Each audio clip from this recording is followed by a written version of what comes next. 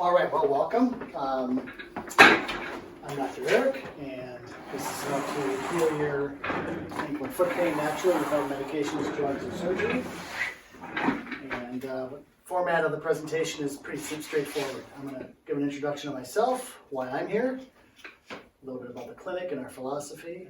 I want to hear what brings you to this presentation. I'm going to present some information about ankle and foot. And then we're going to talk about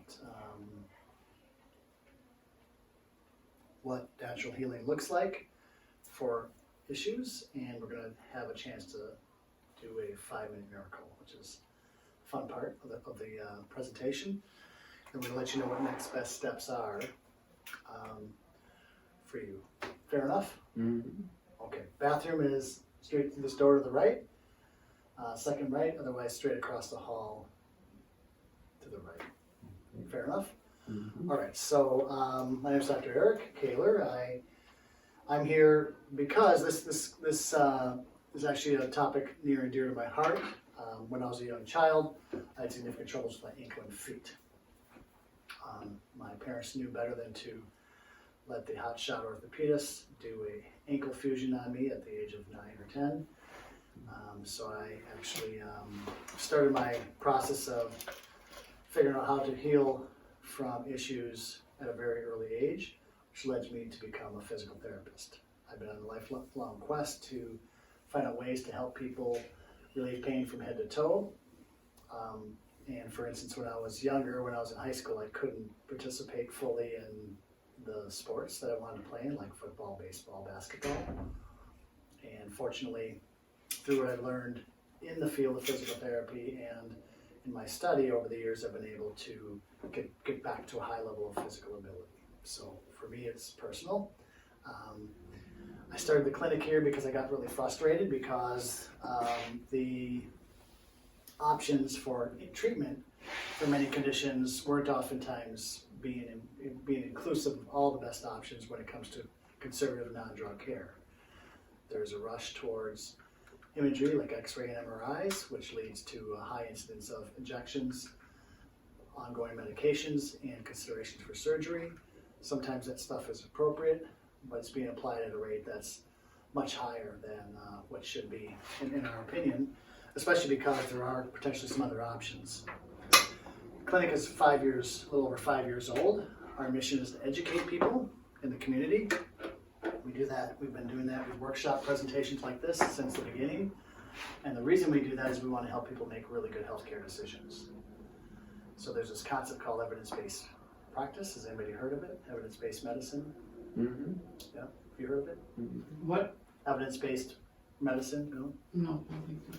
It's a fairly simple concept. It's that patients should have some sort of informed choice. So if you think about a diagram, patient values or patient choice is at the center of it. If you think of another circle of what the experience and expertise of a practitioner is, and if there's another circle that has, hey, what's research proving techniques to help people recover?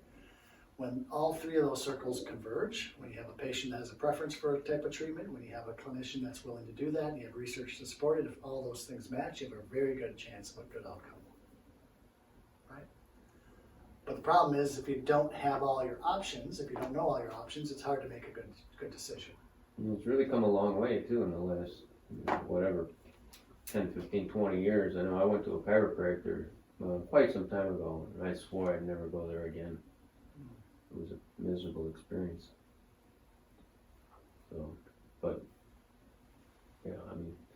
I'm not well versed, but you can see it, that new things with acupressure, acupuncture, things of that sort, and exercises, to take care of yourself. So, that's a little bit about why I'm here. We help people achieve greater mobility and strength for their active lifestyle without medications, drugs, and surgery, even when nothing else has worked. That's been our mission from the beginning, and we continue to strive for that. So I've got over 30 years of clinical experience. I've had the opportunity to train as a fellow in the American Academy of Orthopedic and Manual Physical Therapy. It's a mouthful. It basically means that I was able to study in depth for 3 years clinical research and applications to help people relieve pain and improve their mobility from head to toe. We have a number of clinicians here. Dr. Rebecca is an experienced clinician with over 10 years of experience. She's got a specialty in fellowship in applied movement science. She's a terrific therapist. She was voted the Physical Therapist of the Year in 2017 and 2019, excuse me. And for Wisconsin, and know why. She's very good. Patients love her, and she gets great outcomes. Dr. Jessica is our newest doctor of physical therapy. She's certified in vestibular specialty in dizziness and balance, and she's a recent graduate of University of Marquette's program. She also entered a fellowship program right now, and she's in that currently. We have two physical therapist assistants. Gina is one of them. She's specially trained in pain relief and sports recovery massage. She's a certified spine specialist and a certified upper extremity specialist. Courtney's a physical therapist who joined us recently. She's got a physical therapist assistant with over 6 years of experience, much of that in home health. She's specially trained in pain relief and sports recovery massage, certified spine specialist, certified upper and lower body specialist. We obviously have clinicians here who are specially trained, who value a high level of training so that we can offer our patients the best of what's available. I started the clinic because I was interested in helping people make better healthcare decisions. My friends, family, and neighbors were being told solutions to their problems that oftentimes didn't include some of the most effective and least expensive options. My head frankly wanted to explode. We want to help people heal naturally and avoid taking endless medications, drugs, and schedule for risky surgery. This is some of the rest of the team. Not a recent picture. If you wouldn't mind, make a note for me and maybe send me a note to have Karen update our team photo on this presentation.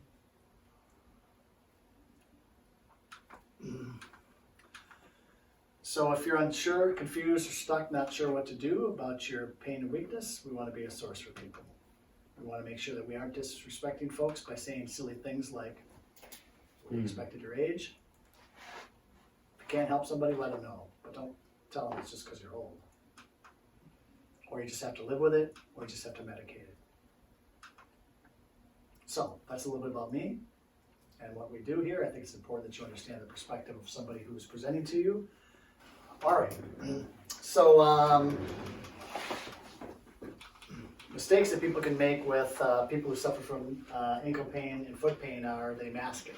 Try to mask it with over-the-counter non-steroidal anti-inflammatories, braces, gels, lotions, potions, and especially muscle relaxants and opioids. All those things carry some side effects other than the braces, right? Anybody familiar with the side effects of the non-steroidal anti-inflammatories? Well, yeah, thinning of the blood, and they interfere with my heart medication. Heart medication, increased kidney stress, liver stress. Well, that I wonder about, because I just had an operation to remove a kidney stone. I couldn't pass it, and they went in and physically pulled it out, and it was... Sure. So. Second mistake that ankle and foot sufferers make are they ignore comprehensive treatment. We're going to talk about what comprehensive treatment looks like. And then another mistake is looking to a single solution for their problems, such as only looking to a surgery or injections to get pain relief. We want people to move confidently forward, feeling like they're getting pain relief, and get back to doing all their favorite and necessary activities.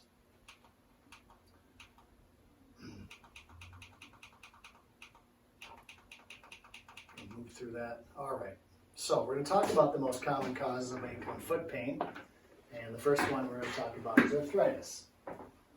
We'll talk about the characteristics of what someone with arthritis might be experiencing when it comes to their pain.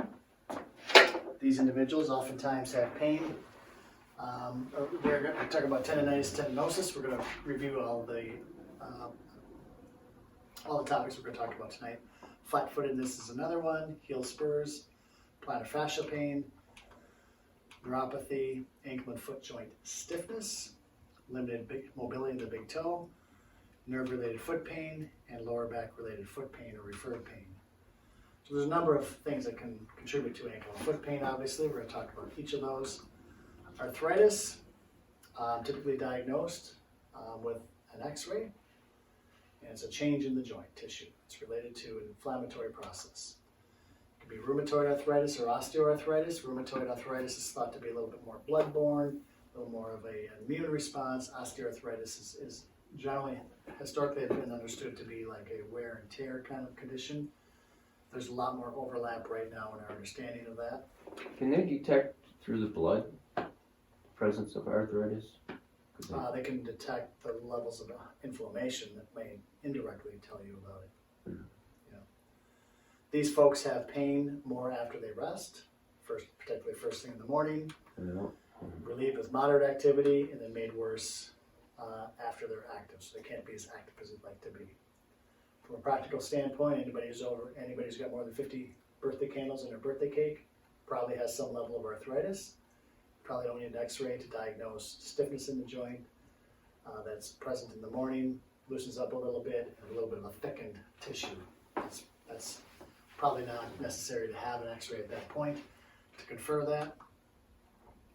Tendinosis and tendonitis is another condition that can cause pain. You see a picture of some tendons here on that illustration. Tendons are what muscles use to insert into bones to allow for motion. When the muscle contracts, it pulls on bones. So those tendons are that pictured in that white tissues here. You can get tendons that get irritated at different points there. There could be an inflammatory condition. These conditions can feel weak in the ankles. It could be swelling around the ankles and joints. And the more movement people have, the more pain that's present. Anti-inflammatory medications can help, but for a short period of time and not relieve it fully. And we already talked about the risks of non-steroidal anti-inflammatory medication. These conditions generally don't show up on X-ray or CT scan. If they're present on MRI, the person would have to specifically look for them. These are best detected with a good physical examination. Flat-footedness is a condition that most people reasonably understand. Pain increases the more time that you're on your feet. Oftentimes pain is on the inside of instep of your foot. Your foot can appear entirely flat when you stand on a surface. These people generally know it because if they step out of the shower, their whole foot is contacting the floor. They can get some relief with time off their feet. They may get some relief with a custom or off-the-shelf foot orthotic, but not complete relief. Here's a diagram of what a footprint in the sand or from a wet foot on the floor might look like in somebody with a normal foot on the left and then a flat foot on the right. This generally does not show on X-ray, CT scan, or MRI. Basically what happens is you get some tightness somewhere, maybe in the hip, maybe in the back of the heel or the ankle joint, and a little bit of an inability of the big toe to touch down. When you stand, you have to have your heel down, you have to have your small toe down and your big toe down. So if it takes a bit to get that foot down, your foot will cave in and flatten. That's flat-footedness. Heel spur. Heel spur is an excessive bony growth on the bottom of the heel bone here. Individuals who have that kind of pain, pressure point pain right at that heel area, first steps will be painful. More steps are painful and may have been advised that they have a heel spur on X-ray. Cushion shoes can help. Pulling the toes back can oftentimes increase the pain. That's an X-ray of a heel spur. You'll see it right at the tip here. It's a side view. That's a little bony bump, and you can see that on this model right here. There's excessive bone growth at that area. Plantar fascial pain, that's connective tissue that comes from the heel and spans to the front of the foot. So if you think about the ankle, there's two main forces that go through the ankle. One is the calf muscle that is in the back of the leg that inserts into the heel bone. And then there's a connective tissue that goes from the bottom of the heel bone to the toes. The ankle kind of serves as a teeter-totter between the forces between those two. So people can get tightness and pain in the connective tissue on the sole of the foot. That's called plantar fascia pain. First steps may become painful, more steps become painful. May have been advised they have a heel spur on X-ray. There's a lot of similarities between this and heel spur pain. Cushion shoes may help. Pulling the toes back increases the pain. Neuropathy is a condition in which pain doesn't seem to be related to activity. Pain doesn't vary much. Pain is over the entire area of the foot and may cover the foot like a sock distribution. And pain or numbness or tingling may spread up to the ankle area or even above the ankle area.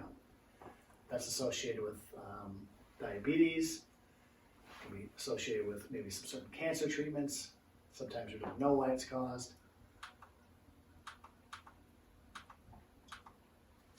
Ankle and foot joint stiffness. We're going to talk about joint stiffness, and we're going to define what that means, joint capsule stiffness. These folks are stiff in the morning and after sitting for a period of time. The pain over time seems to be getting worse. Medications don't seem to help, and maybe seems to loosen up with some stretches, but doesn't stay that way, and maybe getting worse. So when you have two bones coming together, bone on bone would be kind of a painful thing. So you have cartilage tissue that covers that. You also sometimes have ligaments on each individual joint. And then covering that whole joint, you have this capsule, this connective tissue that is flexible. It should be flexible. That joint capsule allows for movement in the joint in different ways. So we don't hinge in our joints like a hinge on a door. There's actually movement that can occur in that joint capsule. When there's a presence of inflammation or pain or altered movement, oftentimes the joint capsule seizes up and gets too tight and doesn't allow for ideal movement. That's difficult because it'll increase pain, it'll increase muscle weakness, and it'll make people feel like they can't move well. Normal movement in a joint also stimulates the cells within that joint capsule to produce healthy joint lubrication fluid. The joint creates its own lubrication. You don't have to go in and get an oil change for your joints. You get an oil change from healthy movement. When that fluid in the knee becomes sticky from inflammation and pain, then that tissue tends to thicken up and get more swollen and tight. That could be a major problem, and most individuals, frankly, who have ankle and foot pain have some degree of stiffness in those joints. There's a number of areas that can be stiff. Your ankle joint is made up of a number of bones. First of all, your lower leg bone called your tibia, your outer leg bone called your fibula. I'm not going to quiz you on this. This is just knowledge here. Connects with your upper foot bone called your talus, and there's this motion of flipping up and down. I'm going to pass this around in a moment. Then you can have movement that occurs also of the heel bone side to side. And if you don't have enough of the side-to-side movement in the heel or side-to-side movement in the ankle, it's going to move too stiffly and you're going to get lots of pain and compression in the soft tissues. So pass that around. You can play with the joints a little bit on there.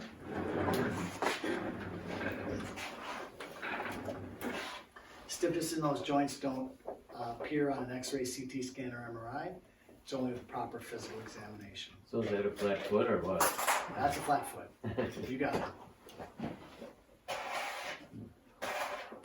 You can also have limited mobility in the big toe, limited flexibility. So if you think that big toe should be able to bend back about 90 degrees, if it doesn't, that is going to cause problems and increase compression somewhere. People with limitation in the big toe may have been told they have a bunion. They may not have been told that. It may be associated with the front of the foot being a little bit off. Limited big toe mobility does not show up on X-ray, CT scan, or MRI. It's only with proper examination.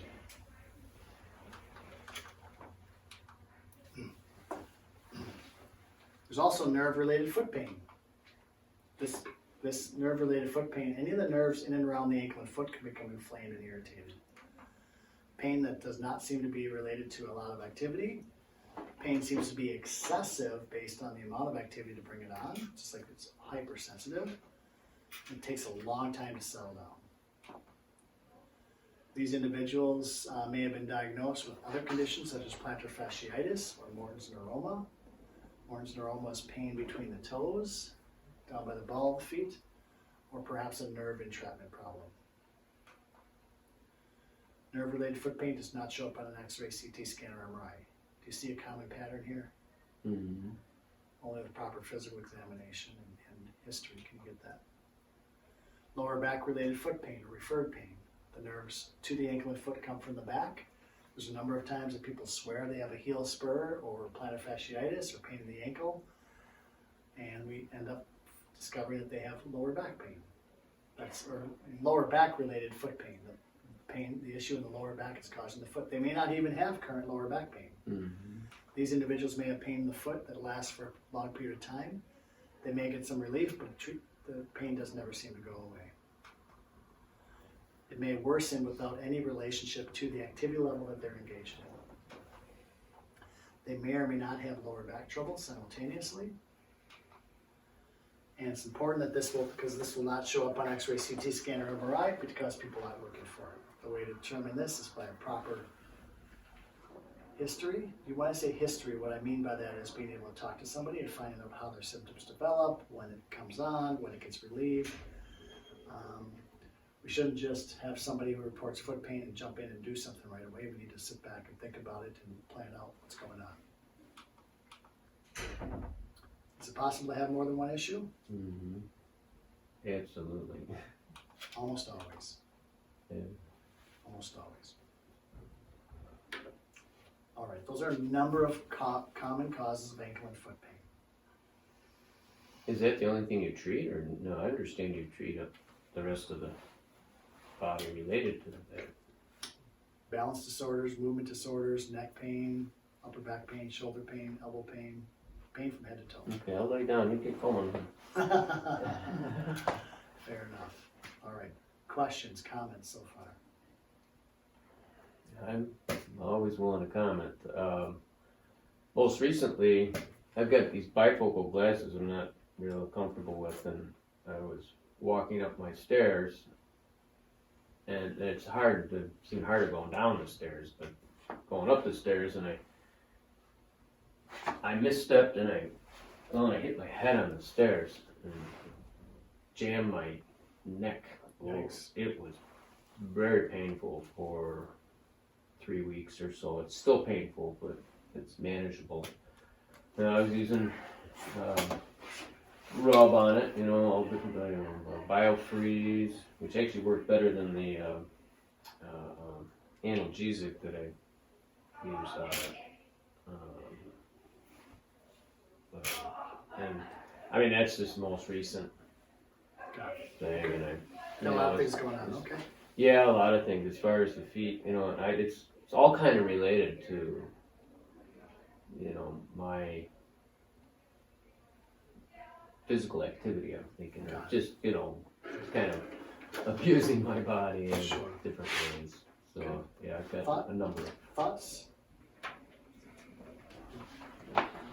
On what?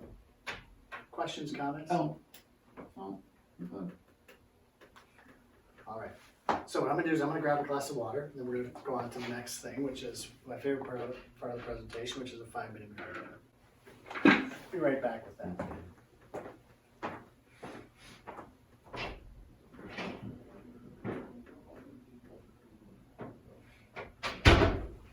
It's interesting stuff.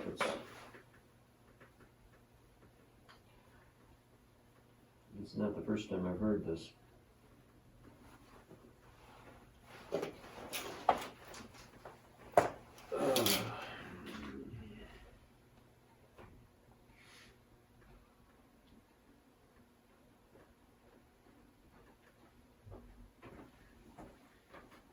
Hi.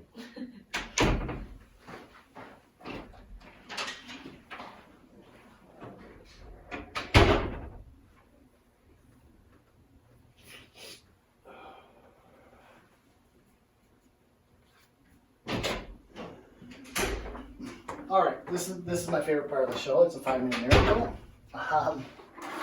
and what we do is we take a look at someone who's present, and take a look at kind of the approach and of how we do things here.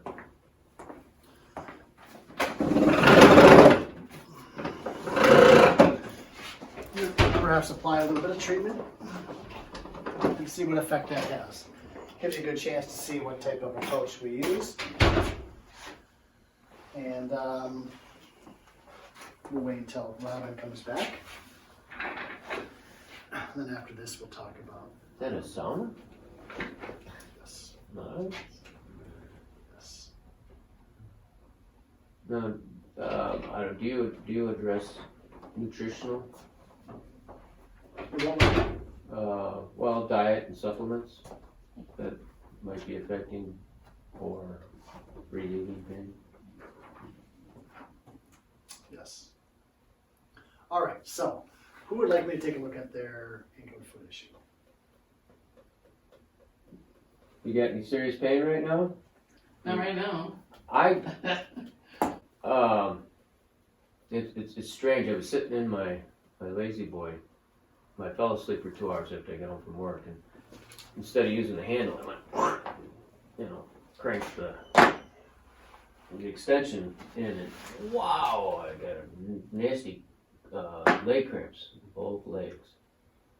I wasn't sure I was going to make it, or I knew it was bad, and whatever, it's gone, but I sort of have some residual pain still left in that in my legs. But anyway, right now, my right heel, it's not, I feel some pain in there. Let's check it out. So go. If you would, like. please, I'm going to have you take that off. Do you want to record this? I'm just And gonna watch and see what she says. I was going to show you this orthotic device that costs $70.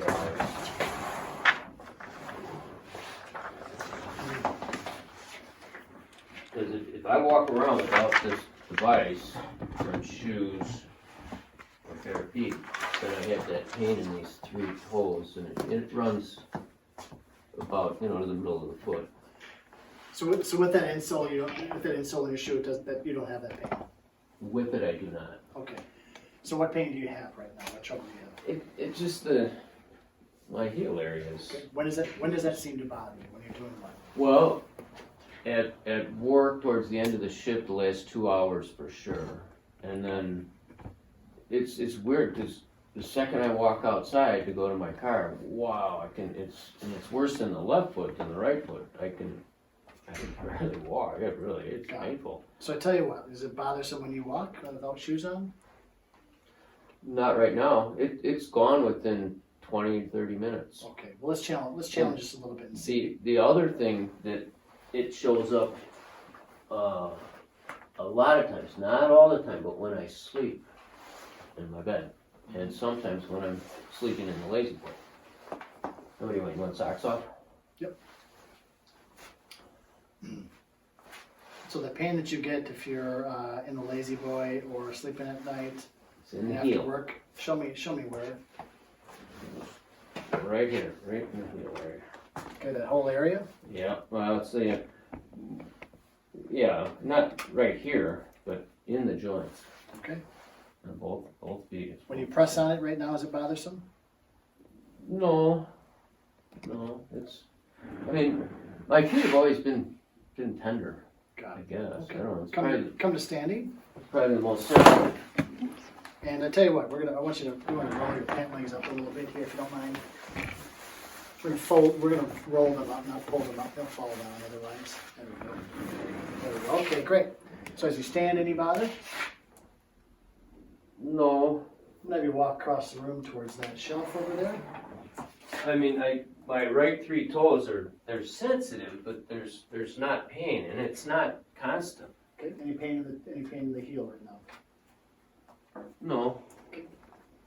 Maybe bring your feet apart a little bit and go into a deep squat. And come back up. Any bother with that? No, other than numbness here, Got these it. 3. So next time you go into a squat, keep your heels on the floor, glued on the floor. Go down slowly as far as you can. And come back up. Does that bring out anything? No. Rise up on your toes. Rise up on your tippy toes. Stay on your tippy toes. That's another thing that's happened in the last couple of years is my balance is way off. Does that bring out any of that? No, Stand yeah, right in here. Stand on your left leg. Rise up on your toes now. Does that bring that out? Yeah, if I prolong it, it's in the Okay. Achilles here. And that's the type of pain that you get when it bothers you? No. That's different pain? Yeah. Okay. Same thing on the other side? Rise up on your right toes.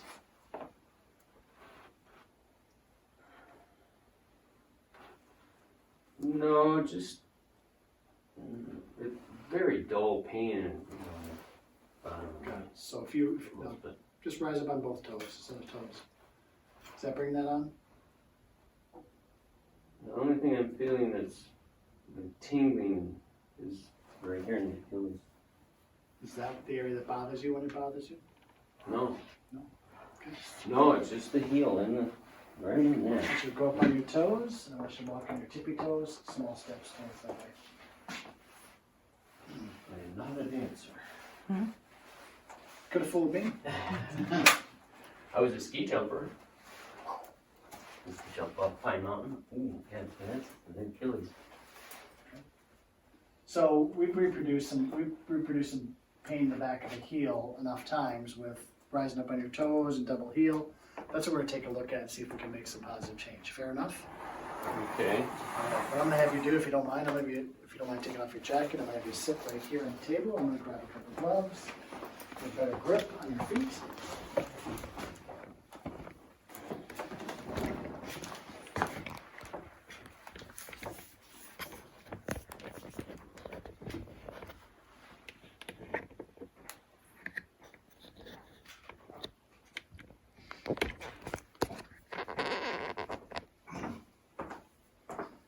Have you ever had anybody work with you on your feet or any treatment?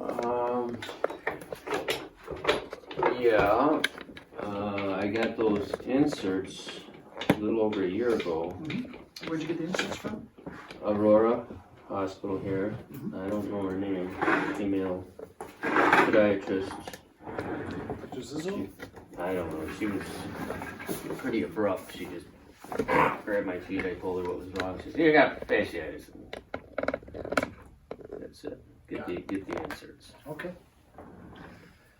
So I'm just going to do a little bit of kind of get a chance to see. And you can certainly move chairs if you want. You can move over to see a little bit better and hopefully blocking the view. I'm just going to do a little bit of. It's tender. My feet have always been really sensitive. How about in through here? No. That actually feels pretty good. So does this bring out some of that pain? Yeah. Okay. Yeah. Pull your foot up. Hold it there. Don't let me move it. Are you bothered with that? No. Point your foot down and in. Hold your foot in. Don't let me move you. Any bother there? No. All right. Pull your toes way up towards your head as far as you can. No. Let that go. Going down there, I'll grab one. I think it's right over there on that shelf, I think. Or, yep.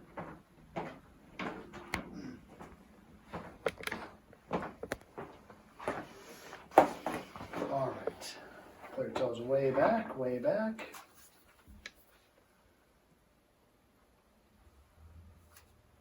Okay. And is your left more bothersome than your right? Or is it about the same? In the heel, yes, with the heel pain. I don't have any fascia. All right. And then how about in here? Is that bothersome? Well, I can feel some nerve pinching, tingling. But How about in nothing. through, how about in through here? No, feels good.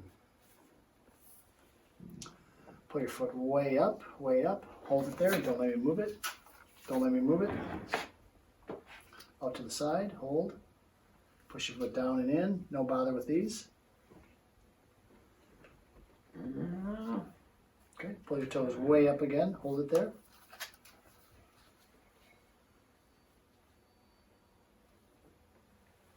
Get some mild limitation of mobility on the right more than the left. All right. We'll take a look at some other issues here. I'm going to assess flexibility in your hind foot. The foot model is here. What we're going to be doing is looking at the flexibility of this joint and also this joint. This joint and this joint. Well, like I said, I get different pains on and off. You let me know, feel that movement there in that joint? Well, I don't feel anything. Yep. No pain. No pain. No. This is more flexible than that. Would you agree? Oh, yeah. that should have a bit more flexibility. We'll see what that's like on the other side.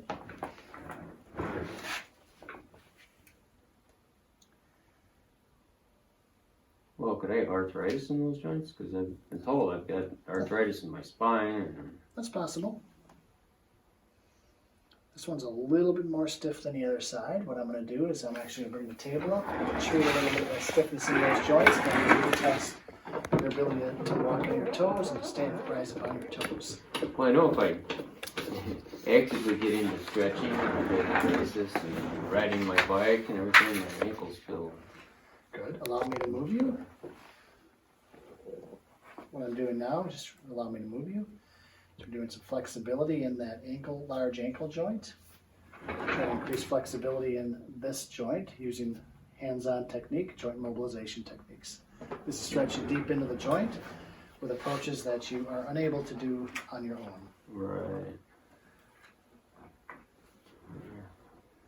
Comfortable? Yeah. Mm-hmm.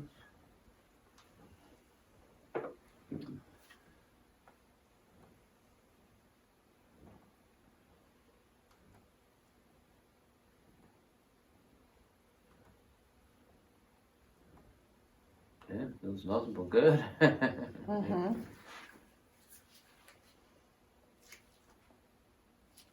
Work a little bit with this hind joint now. Well, and what that's the therapy that's loosening it up, loosening the fluids or whatever, or is... It's directed towards the joint capsule to increase the flexibility in that joint so that you can move more comfortably, to reduce inflammation and help the muscles become stronger. So this would be a thing you do on a kind of a regular basis. The thing that I would do on a regular basis? What do you mean by that? Well, if it's a form of therapy, it's, you do it once a week, once a month, you know. Because the thing that bothers me is just that heel pain. Mm-hmm. I get out of work for a half hour, and I've noticed it. You know, like I say, when I get out of bed, if I manage to sleep at all. I work midnight to noon, so I don't sleep much. I come home and I'm usually wide awake, and I get lucky to get 3 hours sleep. And like they say, when I get out of bed, there's a pain in the heel, and it's hard. I can hardly walk across the room. Sure. If you would please, I'm going to have you come on down to standing. What I want you to do is I want you to notice the feel of what it feels like. Maybe take a walk across the room. Notice what the sense of your ankles and feet are now. Well, it feels like my toes are elevated, or like I'm actually, walking on those earth shoes. That's kind of the sensation I'm getting. So go into a natural flow of walking here, if you would please. See what that's like. So it feels different, huh? Oh yeah, it was definitely soothing, and it's maybe I should come here right after work, right? Now go ahead and rise up on your toes. What's that like now? Well, see, I used to be able to do this so well. My balance is off. So compared to before, what does that feel like now? It's stronger. I feel stronger. Good. Is that painful at all in those heels? You're raising your heels up higher. You see that? Rise up on your toes again, and then go ahead and just kind of tippy-toe a number of steps.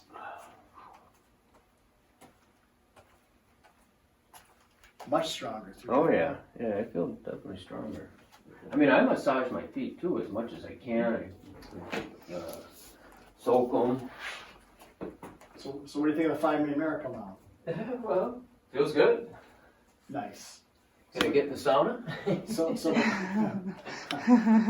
we'll see. So the cool thing is that within a short period of time, we're able to identify a number of areas that were stiff. Loosen them up, and you notice significant improvement in not only your pain level, but also in your flexibility, and more importantly, how you can move. Well, and I know, like what you said, it's a therapy you really can't do yourself. And I've known I needed something like that. Have no wife or a girlfriend who was willing to grab my feet and massage them, because I've done that before. Again, it's really bothersome though, that heel pain. Sure. So nice. So this is a good outcome because we know that this can change, right? We're able to demonstrate, able to find things that were able to be improved upon and change them. So thank you for. Okay, sure. Well, thank you for. So is that the only thing you're going to need? Not necessarily, right? So we're going to talk about that, what this looks like in terms of comprehensive treatment, right? So first off, when's a good time to consult a doctor of physical therapy? Pain keeps you from your daily regular routines and activities, keeps you from being able to keep up with friends and family, limits you from keeping up with your fitness activities, and limits your ability to stand for more than 30 minutes or walk for more than 30 minutes. Those are good times.